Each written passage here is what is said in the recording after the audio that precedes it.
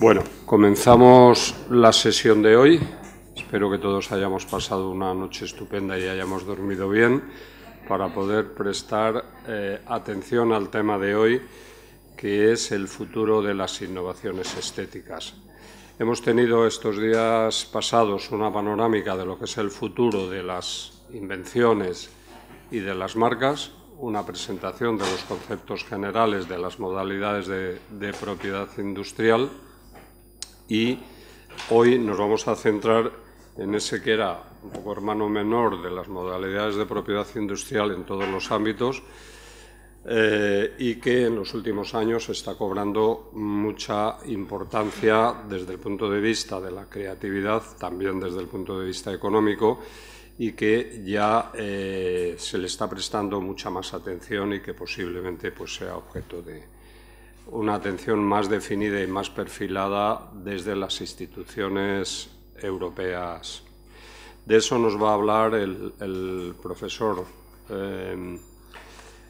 Otero, José Manuel Otero, que es especialista en propiedad industrial, en derecho mercantil, que tiene un largo historial académico, pero también de ejercicio profesional en varios ámbitos del derecho, y que además de esa función académica pues viene ejerciendo el derecho como especialista, como árbitro, también en temas deportivos y, como sabéis, también en el tema de literario, se puede decir, ¿no? Es decir, cómo cultivando ese otro área de la creatividad, que es el de la literatura de ficción. Yo he leído algún libro y donde se refleja no solo la ficción, sino que recoge también muchos aspectos de lo que es el funcionamiento real de la sociedad en los distintos niveles. Pues en la primera hora nos hablará José Manuel Otero y después Antonio Monturiol.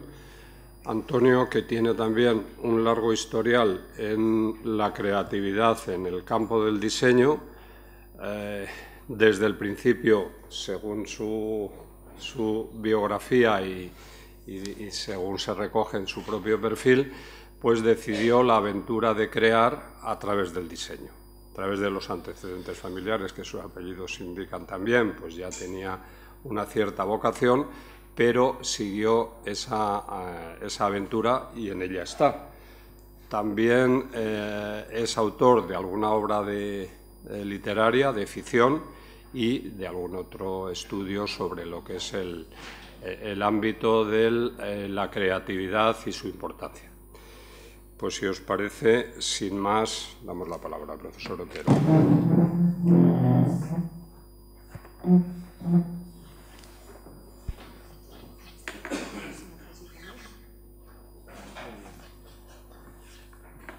Bueno, lo primero, buenos días a todos. Mis primeras palabras son de agradecimiento a la Oficina Española de Patentes y Marcas por haberme invitado a participar en este interesante seminario. Yo querría singularizar este agradecimiento en Patricia García Escudero, que no está, pero lo hago en la persona de Pedro Cartagena, que es el que la está sustituyendo brillantemente.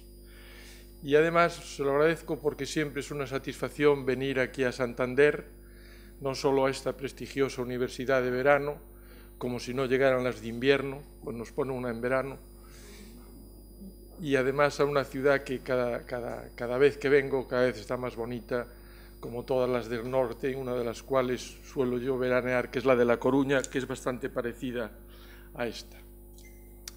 Como ven ustedes, en esta conferencia se hace una pregunta, y ya saben que los gallegos y las preguntas nos llevamos mal, porque somos personas muy precisas. Definimos el metro como algo más de 100 centímetros escasos, lo cual da una idea de nuestra precisión mental.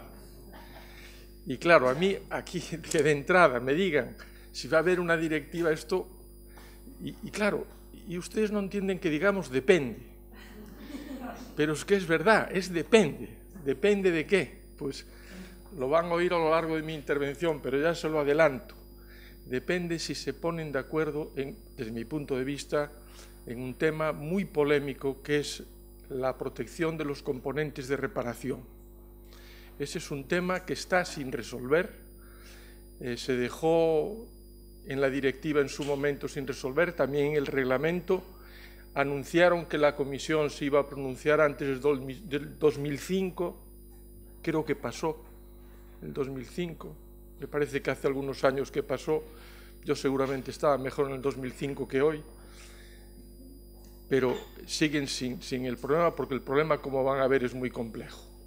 Entonces yo, para responder esta pregunta, me voy a centrar en algunos de los temas que considero más dudosos, más debatidos del tema del diseño.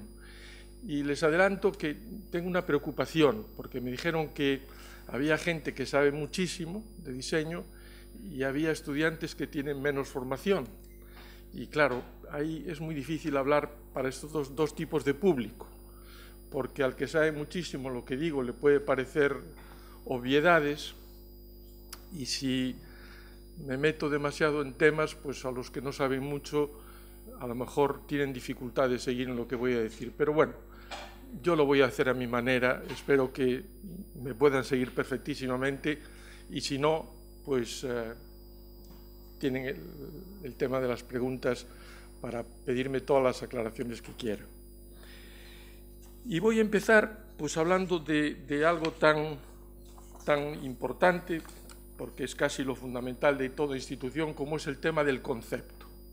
Porque en el concepto de diseño ya hubo alguna complicación. Y lo hubo porque en el año 2016, en abril, la Comisión hizo un estudio entre los sectores interesados, los sectores industriales básicamente, testando cómo había funcionado la ley del diseño, si realmente se estaba consiguiendo un mercado interior en el ámbito del diseño y qué problemas veían los industriales, los interesados, los círculos interesados, y fueron preguntándoles, pues siguiendo un poco el tema de la ley.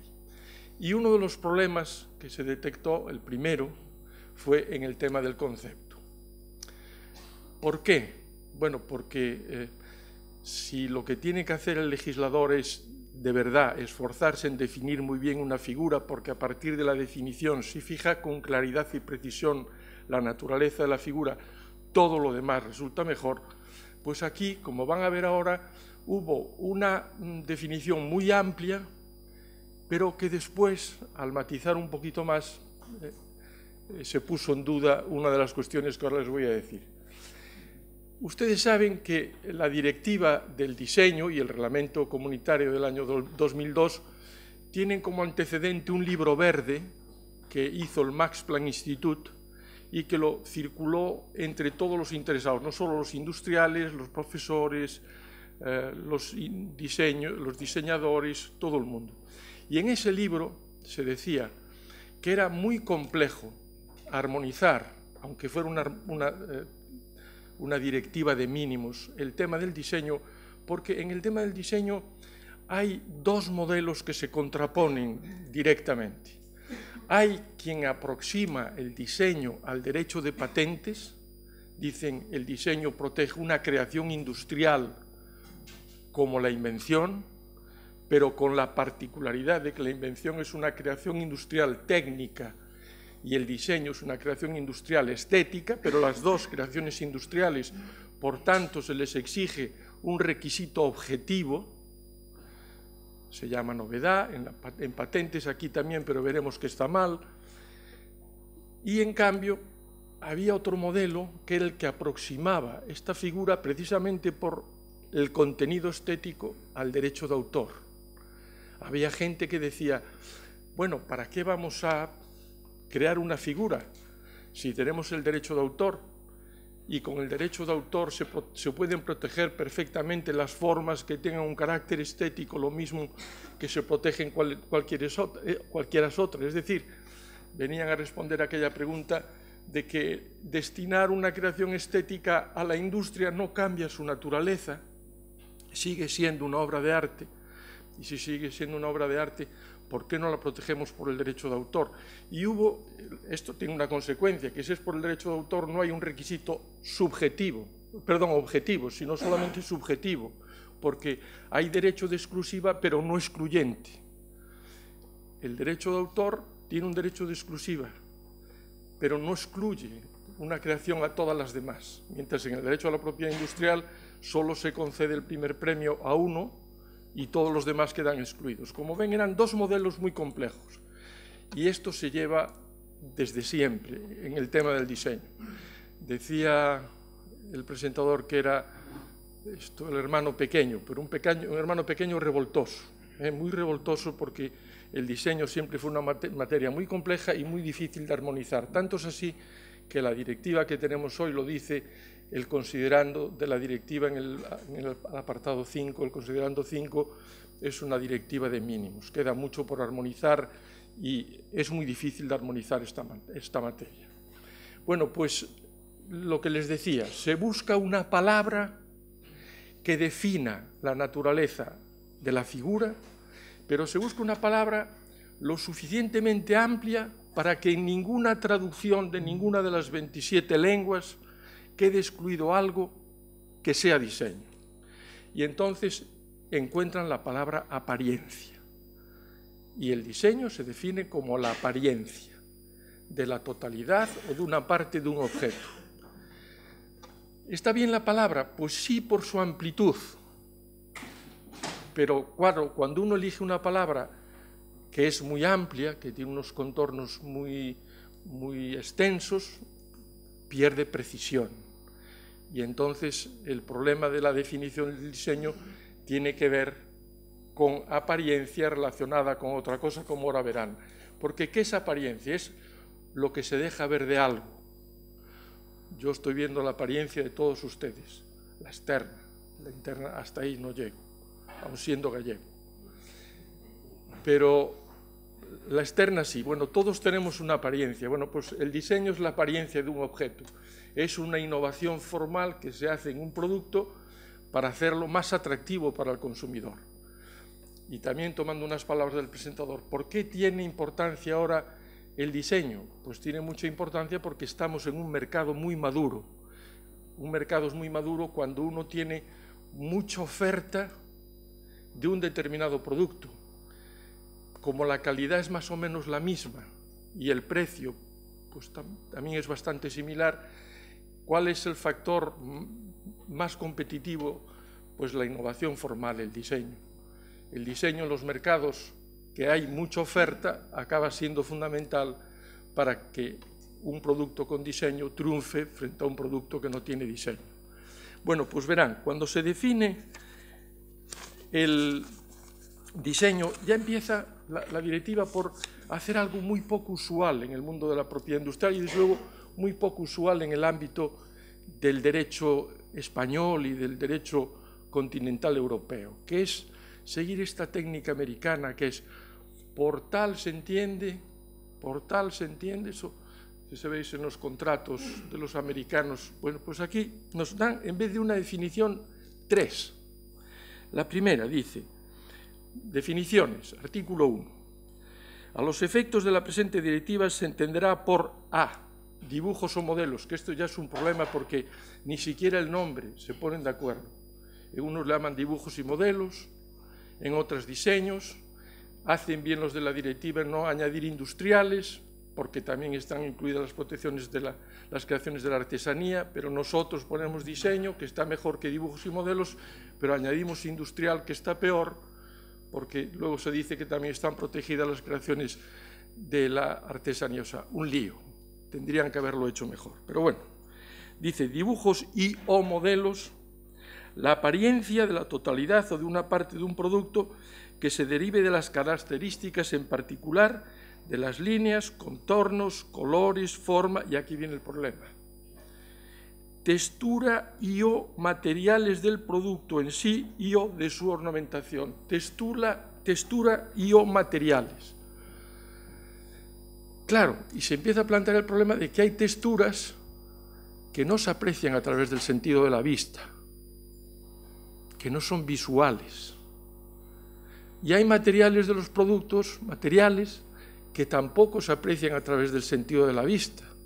Y entonces hay como una especie de contradicción entre que el diseño sea apariencia y que pueda consistir en algo que no se manifiesta en la apariencia. Por ejemplo, estas gafas son de gel. Me las regaló, estas exactamente no porque perdí 3, pero estas las compré yo. Son de gel y son una maravilla. Les puedo hacer todo tipo de faenas que no responden, no me dicen nada, pero además no se estropean, no pesan nada. Bueno, ustedes de ahí no ven que es de gel, pero es una maravilla de gafas y seguramente puede ser un diseño por el material del que está hecho, pero no se ve en la apariencia. Entonces se planteó con este problema 2 tendencias en los tribunales y una tercera. Primera tendencia dice, no, la clave es apariencia, por lo cual a mí, aunque lo diga la ley, que la apariencia puede resultar de la textura, que tocar, no ver, o de los materiales, pues no lo protejo, porque no es apariencia. Y otros dicen, bueno, pues si dice textura o materiales, yo los protejo siempre, porque lo dice la ley, es una especificación de la definición de apariencia. Y hay unos que son los tribunales británicos que dicen, miren, vamos a hacer una solución intermedia, y es, protejamos como diseño los materiales o la textura que sean aparentes, y ponen el ejemplo de la madera. Dice, una cosa hecha en madera, se ve claramente que es en madera, y ahí la textura sí que se aprecia, perdón, el material sí que se aprecia perfectamente, y por tanto podría ser diseño, ¿no? Bueno, pero la definición, ese es el gran problema de la definición. Luego define lo que es producto, que está bien, pero dice todo artículo industrial o artesanal. Ya les digo que entonces no podría ser industrial, porque lo industrial es la ejecutabilidad, repetición exacta de ejemplares, y la artesanía, la diferencia es que todos son productos originales, no hay ninguno que sea un producto repetición exacta de otro. Y luego dice, entre otras, y aquí empiezan, las piezas destinadas a su montaje en un producto complejo, el embalaje, la presentación, los símbolos gráficos y los caracteres tipográficos, con exclusión de los programas informáticos. Es decir, hacen una enumeración no de lo que es habitual como soportes materiales de los diseños, sino casos que pueden ser problemáticos, pero los incluyen solamente los programas informáticos. Y luego habla de, finalmente, producto complejo. No solamente les basta con definir producto, sino que también definen producto complejo. Y dice, un producto constituido por múltiples componentes reemplazables que permiten desmontar y volver a montar el producto. ¿Por qué hay tanta insistencia en hablar de productos y de productos complejos en la definición? Pues por lo que tiene el problema sin resolver, que es lo de las piezas de reparación de los automóviles.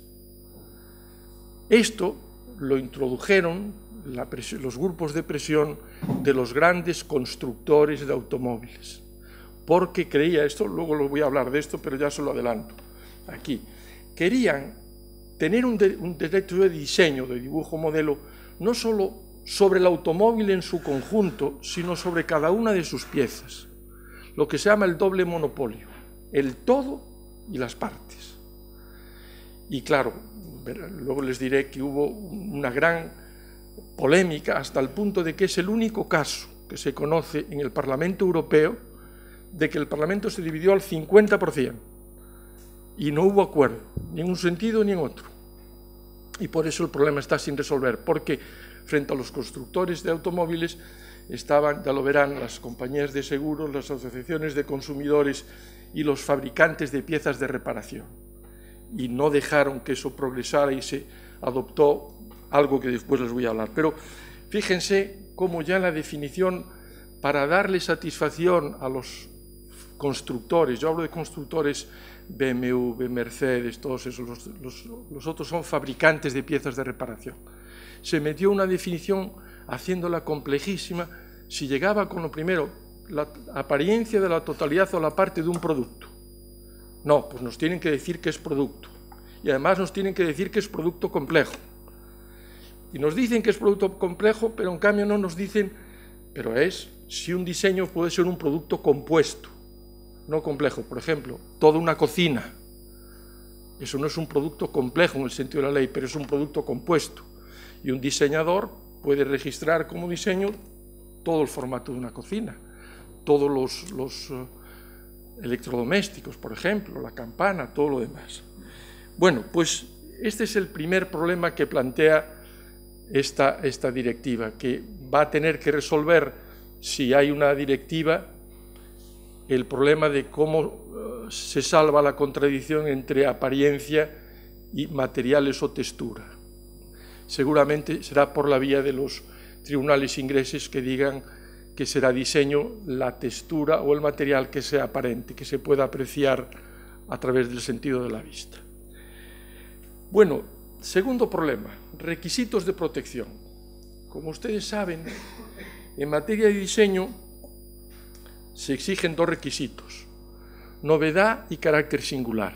Se exigen en el artículo 3, y la novedad se la voy a leer porque se define en el artículo 4. Dice: se considera que un dibujo modelo es nuevo cuando no se haya puesto a disposición del público ningún otro idéntico antes de la fecha de presentación de la solicitud de registro, o si se reivindica prioridad antes de la fecha de prioridad.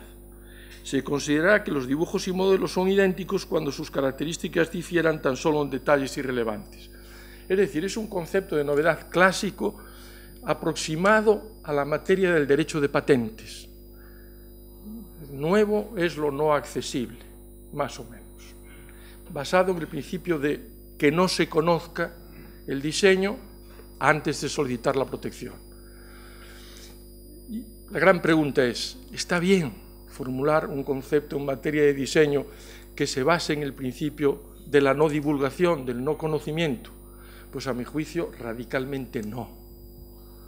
Y voy a explicar por qué. Miren, en materia de patentes, ustedes lo han oído ya, el titular de una invención puede elegir entre dos caminos para explotar su invención.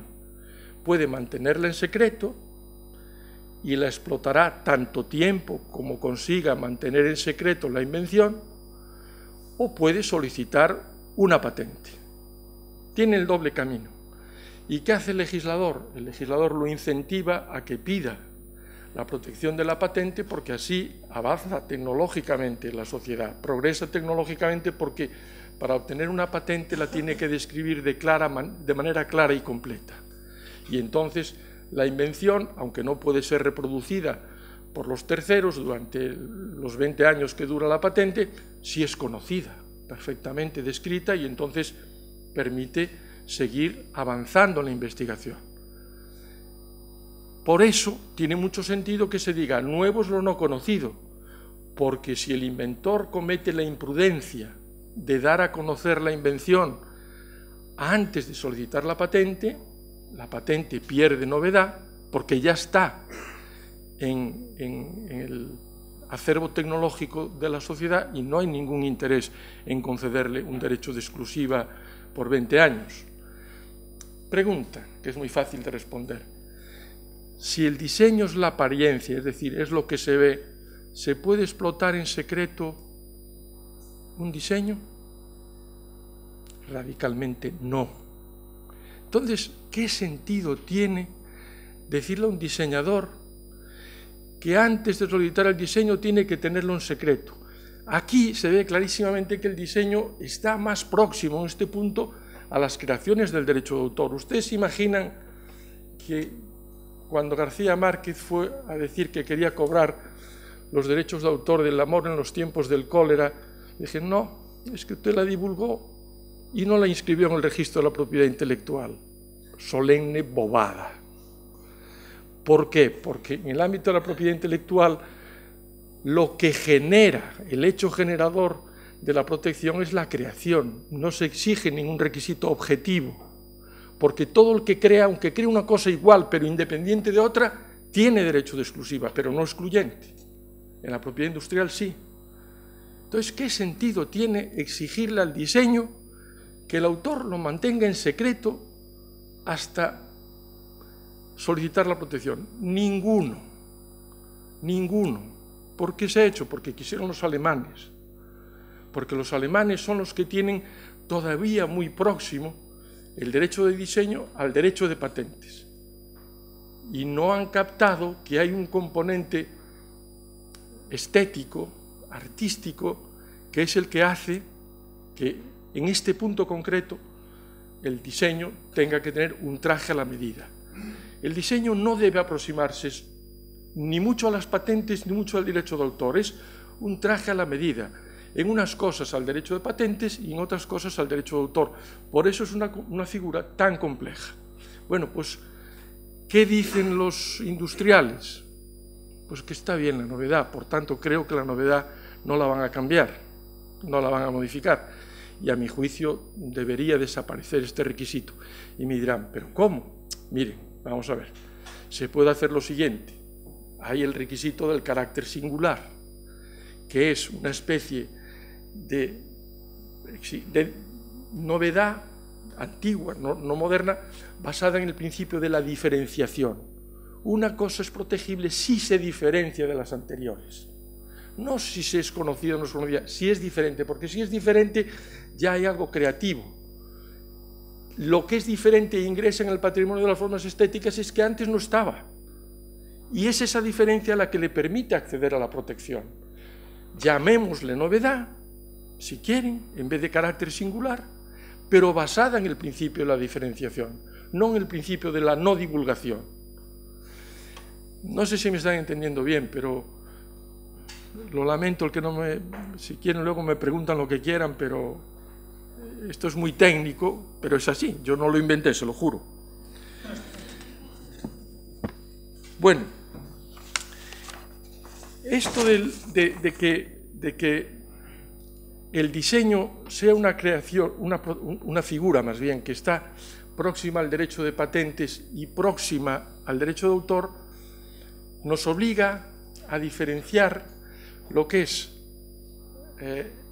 el diseño del modelo de utilidad y el diseño de lo que se llaman las obras artísticas.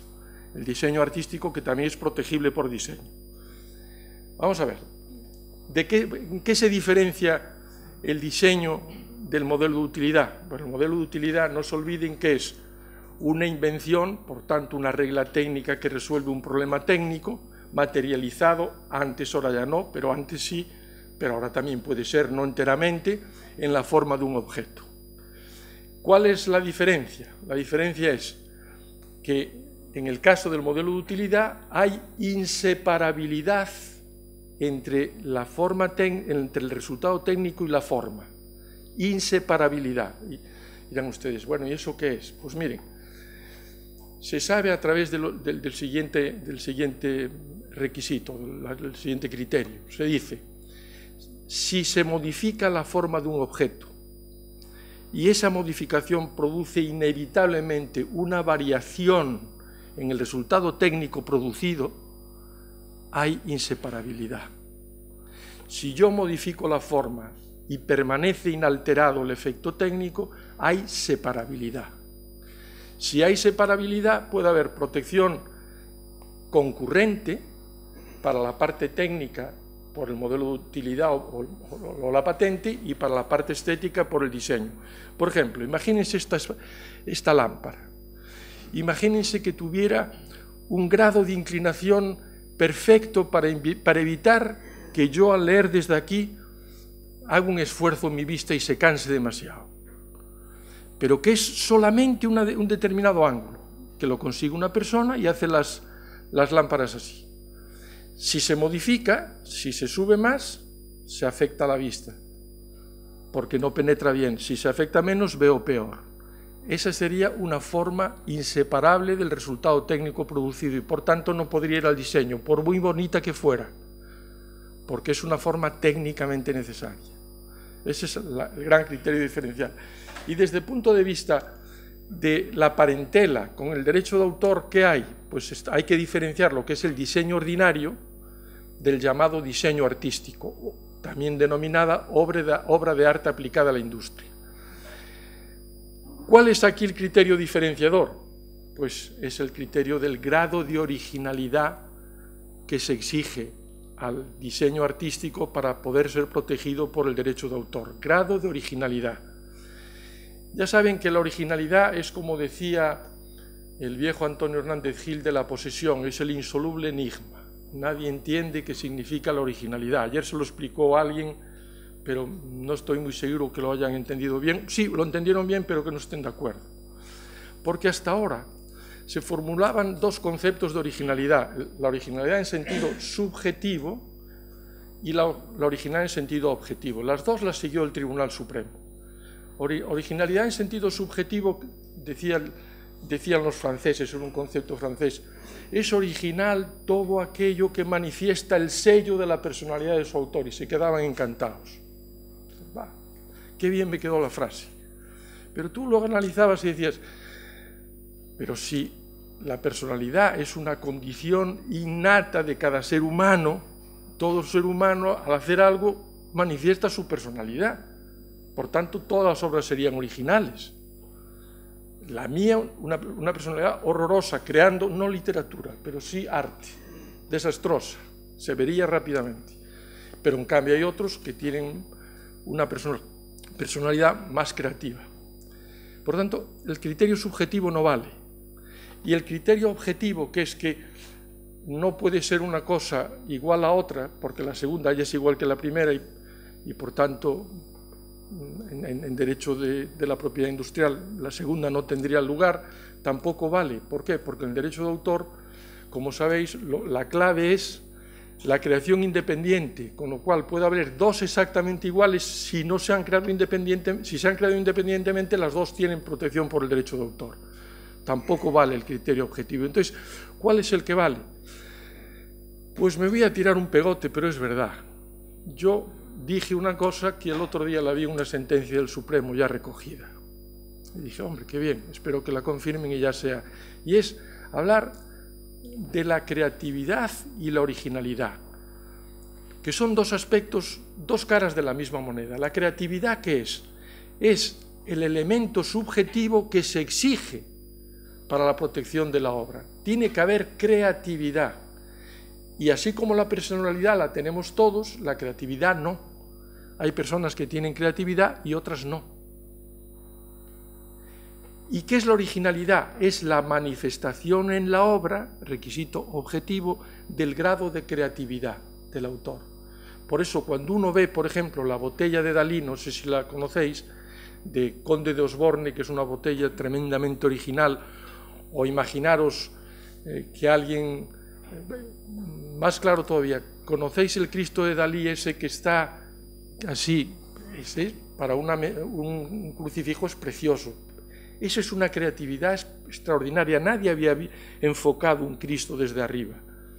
Bueno, pues esa es una creatividad que se manifiesta en la obra, y esa es la originalidad. La originalidad es la creatividad del autor manifestada en la obra, y es un requisito que a la vez es subjetivo y objetivo.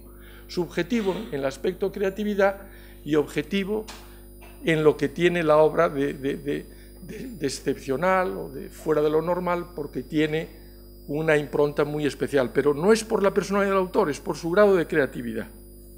Bueno, esto en lo que se refiere al tema del concepto y requisitos.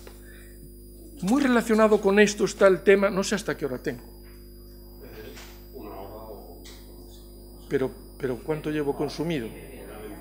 A y media. Bueno, bien, un tema muy relacionado con con lo que acabo de decir y es otro de los problemas que hay, es el que se llama sistema de protección, que es uno de los temas más complejos. Sobre ese tema hice yo mi tesis doctoral y las pasé canutas hasta que me enteré bien de lo que era.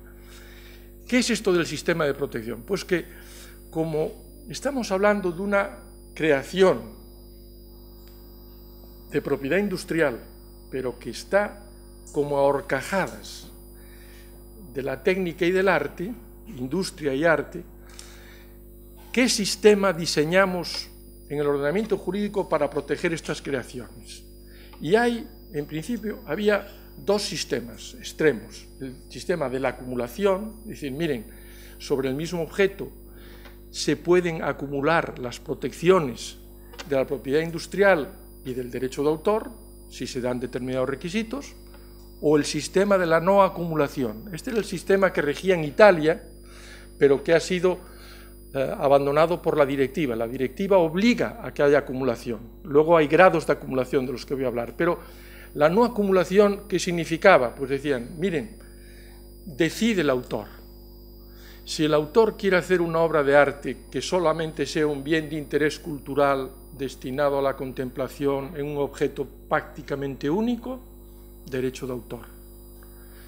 Si el autor lo que quiere es que esa creación estética, esta obra plástica, se incorpore a un objeto industrial y se destine a la industria, esto, propiedad industrial, derecho de diseño. Pero no se pueden acumular las protecciones porque es el autor el que decide cuál de las dos vías quieren. Eso ya no existe, al menos en el derecho europeo. Ahora hay que acumular. Y dentro de la acumulación hay dos sistemas, lo que se llama la acumulación absoluta, que es el principio del derecho francés, y la acumulación restringida, que es el que sigue Francia, Alemania y España. ¿Cuál es el sistema de la acumulación absoluta? Pues los franceses dicen, como no se sabe lo que es arte y lo que no es arte, no hay manera de distinguir, nadie puede decir que esto es arte y que no lo es, porque lo que no es arte en un momento determinado, andando el tiempo, puede serlo. Fijaros con el tema de los impresionistas, lo que los despreciaban y luego vaya movimiento pictórico, ¿no? Porque como no se puede distinguir, vamos a optar por el llamado principio de la unidad del arte.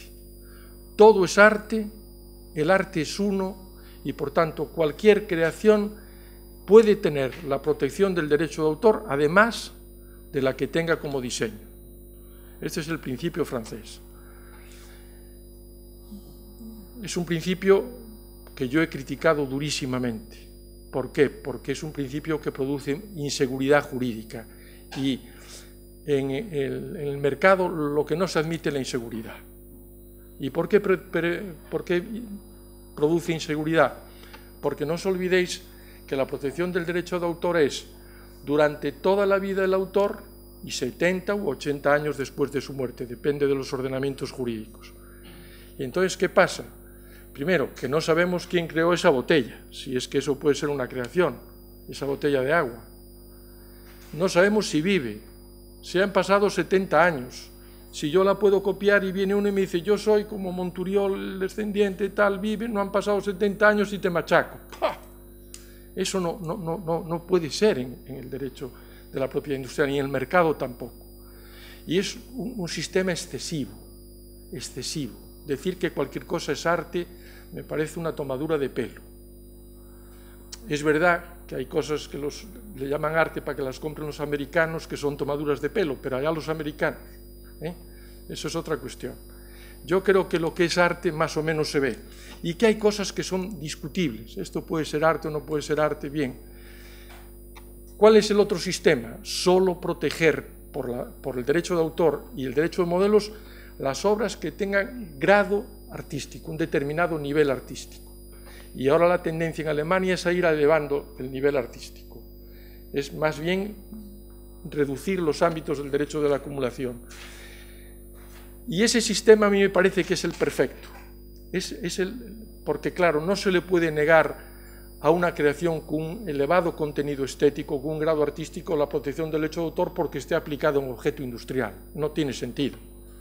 Eso ya lo resolvieron en el año 1820 los franceses, cuando hubo una visita de Napoleón a las fundiciones de bronce, y le dijeron, emperador, Sire le llamaban, creo, mire, los fabricantes de telas de seda de Lyon, usted les ha dado un decreto en 1806 que protege los dibujos de las telas de seda, que son los diseños, los dibujos industriales. ¿Y por qué a nosotros? Y es verdad, había unos relojes con unas escenas de caza maravillosas, verdaderas esculturas. ¿Por qué a nosotros estas esculturas, porque lleven un reloj, no nos la protege por el derecho de autor? Entonces él dijo que había que hacer una modificación en la ley francesa de 1791 y se incluyó un párrafo segundo diciendo que cualquiera que fuera el destino de la obra, eso no impedía el acceso al derecho de autor. Por tanto, a mí ese me parece el sistema más correcto, ¿Qué pasa? Que ahí el problema es decidir el nivel artístico. ¿Quién decide si un determinado nivel artístico es suficiente para acceder a la propiedad intelectual o no? Pues como siempre, queridos amigos, los jueces. Los jueces. Y además, si veis, creo que es el artículo 340 y tantos, 45, creo que es de la Ley de Enjuiciamiento Civil, cuando habla de la prueba pericial, dice: cuando se requieran conocimientos científicos, técnicos, no sé qué, y artísticos, podrá hacerse uso de la prueba pericial. O sea, que está prevista en la Ley de Enjuiciamiento Civil la posibilidad de hacer una prueba pericial artística. Y me diréis, claro, pero ¿se puede equivocar el perito? Por supuesto. También en el ámbito de la técnica. Un perito puede decir que una determinada invención tiene altura inventiva y que no la tenga. O sea, que los jueces se pueden equivocar, pero yo prefiero un sistema que tenga errores, que un sistema que, para no evitar los errores, diga todo es arte. Es como decir, para que no haya problemas en las cárceles, todos fuera. Hombre, no, pues algunos se tendrán que quedar, ¿no? No van a estar todos fuera porque planteen problemas y quemen colchones, ¿no? Pues aquí hay un sistema que tiene equivocaciones, pues claro, pero ¿y en qué otra? Si a veces a una persona la meten en la cárcel por un error judicial, y ¿vale más la libertad o una creación artística? Yo creo que más la libertad, ¿no? O sea que, ¿por qué no vamos a admitir el error judicial en materia de diseño? Pues lo hay, pero es un sistema correcto. Por tanto, yo soy partidario del tema de la acumulación restringida. Solo las obras con un determinado nivel artístico son las que pueden acceder a la protección acumulada del derecho de autor y de la propiedad industrial.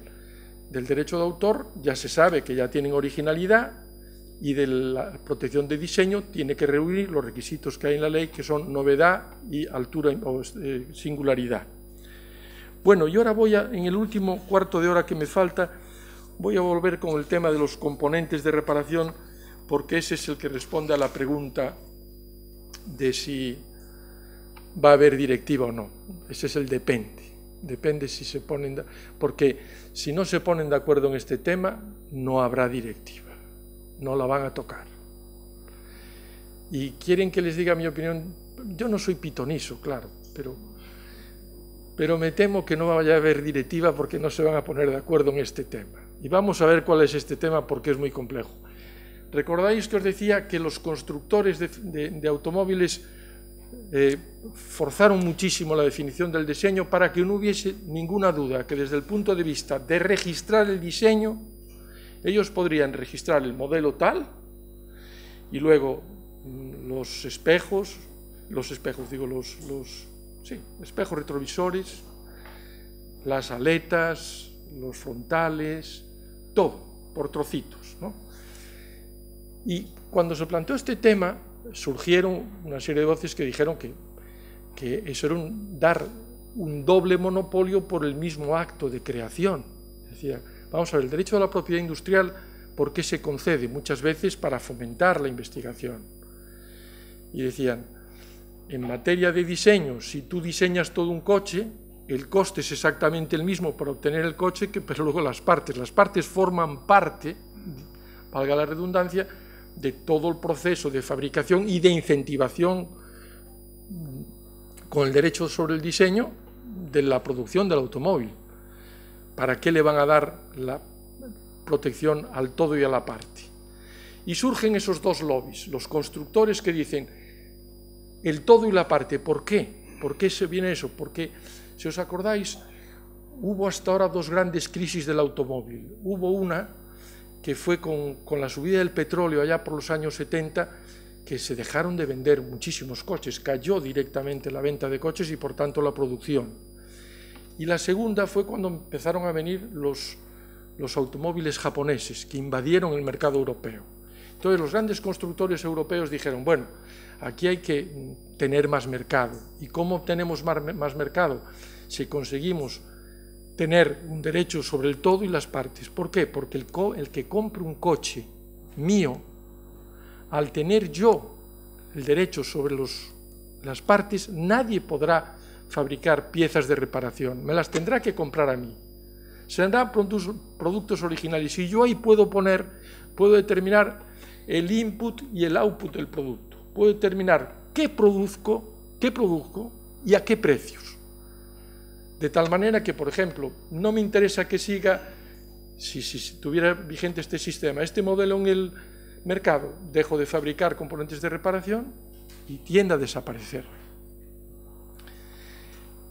Frente a esta manera de ver las cosas de los constructores de automóviles, vienen las grandes compañías de seguros, las asociaciones de consumidores y los fabricantes de piezas de reparación y dicen, no, mire, si se les da el doble monopolio, bueno, ya antes decía yo, es más difícil que separarse de la mujer, ahora está chupado, ¿no? Pero es que te casas con un constructor, con tu coche para siempre. No podrías comprar ninguna pieza en ningún sitio, la tendrías que comprar al precio que ellos quisieran, eso subiría enormemente las primas de seguros, porque claro, si son piezas de reparación originales son mucho más caras, y entonces el mercado estaría cautivo. No habría manera de reparar el coche si no es llevándolo a las casas originales, con el gran perjuicio que habría para los fabricantes marginales de estos, que hay muchos pequeños fabricantes en España, en Italia, básicamente. Bueno, y como digo, no se llega a una solución. Se admite a nivel de concepto, uno sí puede registrar la parte de un coche, porque es un componente de un producto complejo, lo dice el artículo 1, pero el artículo 110 del reglamento, siguiendo una norma de la directiva, dice: el derecho de exclusiva que tiene el titular del diseño en caso de un componente de reparación no se puede ejercitar en los casos en los que se compren piezas de reparación para dejar el coche como estaba antes del accidente con su aspecto original. Esto es lo que se llama el componente de reparación. ¿Qué quiere decir esto? Quiere decir que yo compro un modelo de serie y salgo con el modelo de serie tal y como me lo vendió el concesionario.